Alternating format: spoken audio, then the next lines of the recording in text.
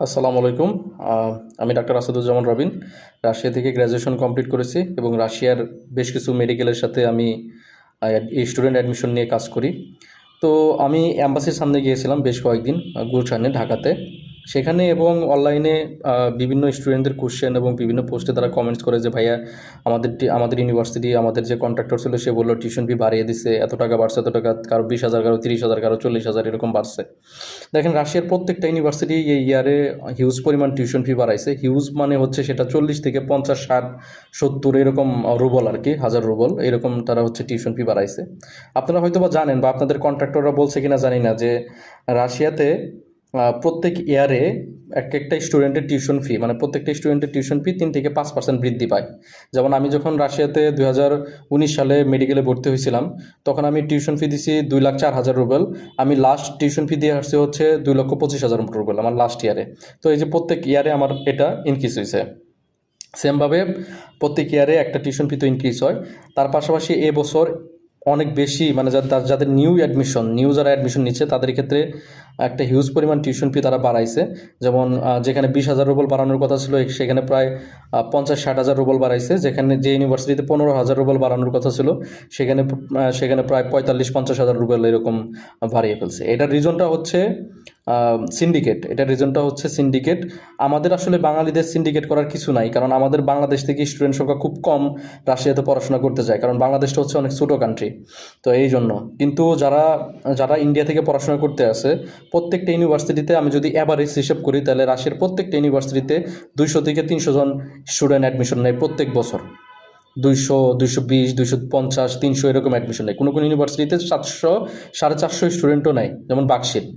তো এইরকম যেগুলো আছে, এই ইউনিভার্সিটির যে কন্ট্রাক্টরগুলো আছে, এরা যখন ইউনিভার্সিটির কাছে সিট চায় এবং ইউনিভার্সিটি যদি বলে যে না, সিট নেই, সিট ফুল হয়ে গেছে, আর দেওয়া যাবে না, তখন তারা হচ্ছে প্রস্তাব দেয় যে আপনারা টিউশন ফি বাড়ান, আপনারা সিটের ব্যবস্থা করেন।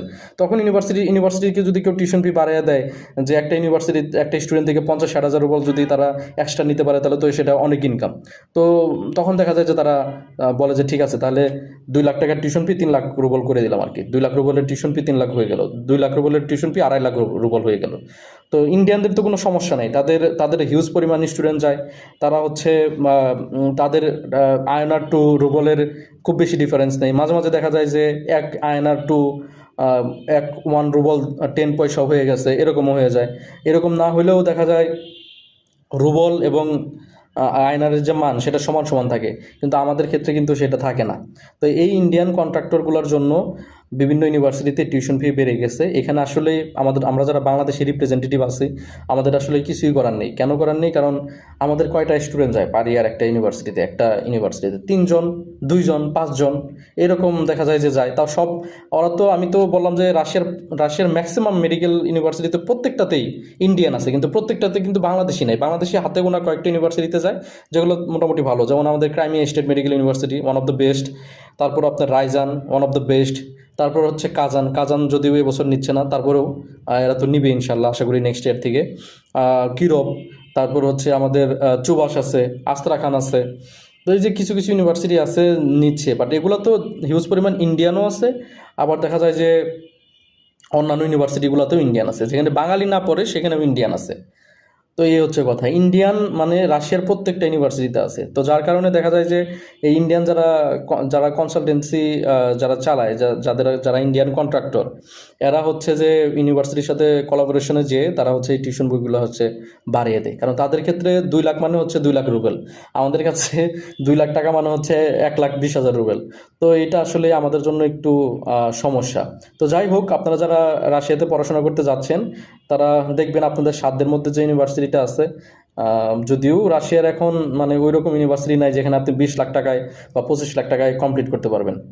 আছে 2-1টা ইউনিভার্সিটি আছে যেগুলো 25-26 লাখে টিউশন ফি দিয়ে কমপ্লিট করা যায়। বাট বাকি সব ইউনিভার্সিটি এখন আপনাকে 30+ গুনতে হবে, 30 লাখ প্লাস গুনতে হবে উইদাউট ফুড কস্ট। যেটা সত্যি, যেটা ট্রুথ, সেটা জেনে তারপর যাবেন। এবং আরেকটা কথা মনে রাখবেন, আপনার কিন্তু টিউশন ফি প্রত্যেক বছর 3 থেকে 5% বাড়বে রাশিয়াতে। ঠিক আছে? তো এগুলো সব কিছু কনফার্ম হয়ে তারপর হচ্ছে রাশিয়াতে পড়াশোনা করতে যাবেন। তো যারা পড়াশোনা করতে যাচ্ছেন রাশিয়াতে মেডিকেল, এবং যারা যাওয়ার চিন্তা ভাবনা করতেছেন, আপনারা যেতে পারেন, পড়াশোনা করে তারপর হচ্ছে বাংলাদেশে ব্যাক করুন, ভালোভাবে পড়াশোনা করুন। এই তো ভালো থাকবেন সবাই, আসসালামু আলাইকুম।